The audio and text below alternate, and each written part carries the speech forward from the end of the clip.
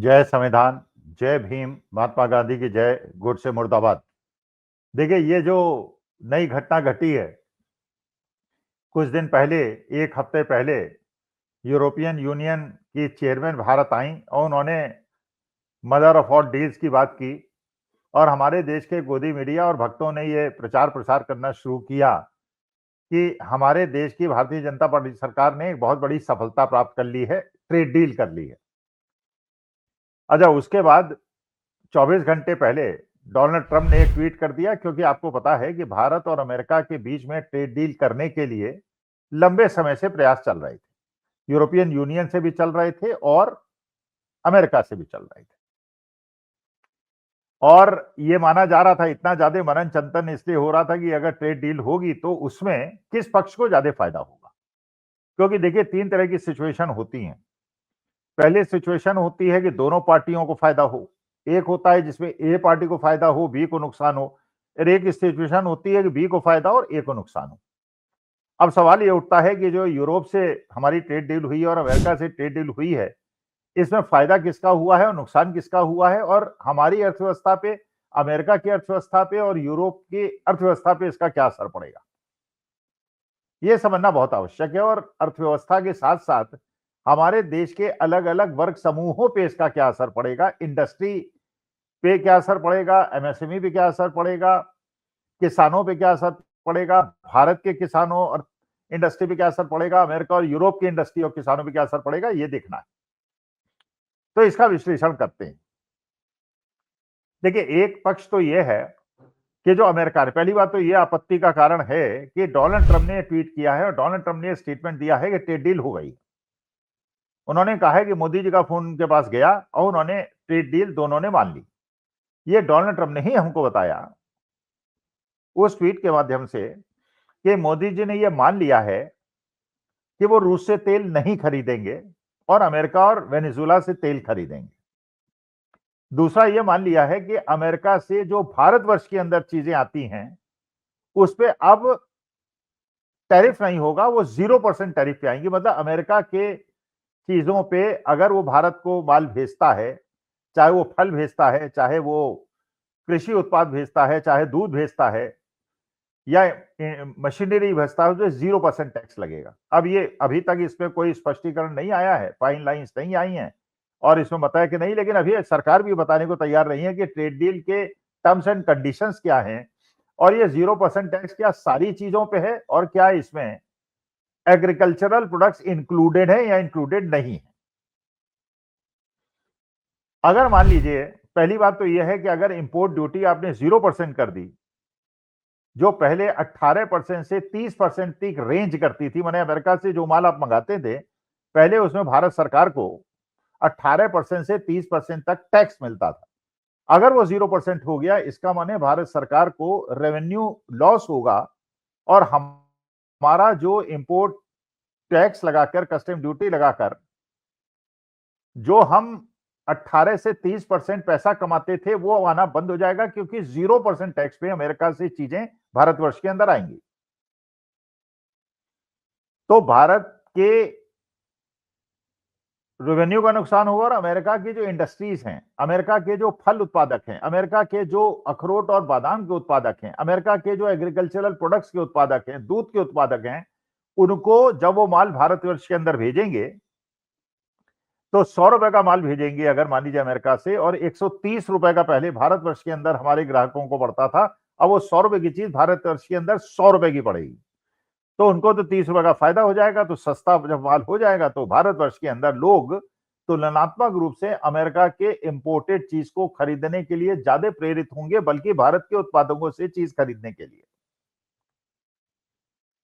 तो revenue loss तो होगा ही होगा। इसके अलावा जो भारत के उत्पादक हैं, चाहे भारत के किसान हैं या फल उत्पादक हैं या दूध उत्पादक हैं, उनको नुकसान होगा, क्योंकि अमेरिका बल्क प्रोड्यूसर है। उनके यहाँ बड़े बड़े जोत हैं, हजार हजार 2-2 हजार एकड़ की जोत है, और हमारे यहाँ 5 एकड़ से ज्यादा जमीन वाले हार्डली गिने चुने लोग हैं।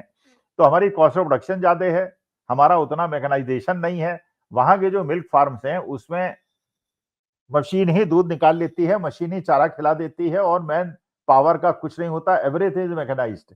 दूध भी निकल जाता है, दूध की प्रोसेसिंग भी हो जाती है और वहां पे क्योंकि पॉपुलेशन कम है और क्योंकि वहां का प्रोडक्शन बहुत ज्यादा है, इसलिए उनके यहाँ खपत नहीं है और खपत के लिए उनको ऐसे देश की आवश्यकता थी जो भारत जैसा देश हो, जहां जनसंख्या बहुत ज्यादा है और बढ़ती हुई जनसंख्या है, जहां अपना माल वो भेज सके।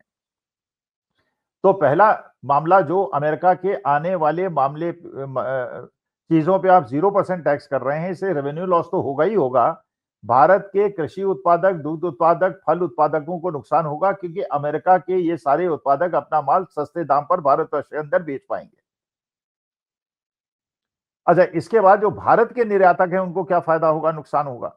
भाई अगर भारत के निर्यातक, जब ये टैरिफ 50% का नहीं लगा था, तो अमेरिका ने जब पूरे विश्व के सब देशों पे टैरिफ लगाया था और भारतवर्ष और ब्राजील पे सबसे ज्यादा लगाया था और हमारे पे 50% का टैरिफ लगा दिया था, 25% का टैरिफ लगाया था और 25% की पेनल्टी लगा दी थी।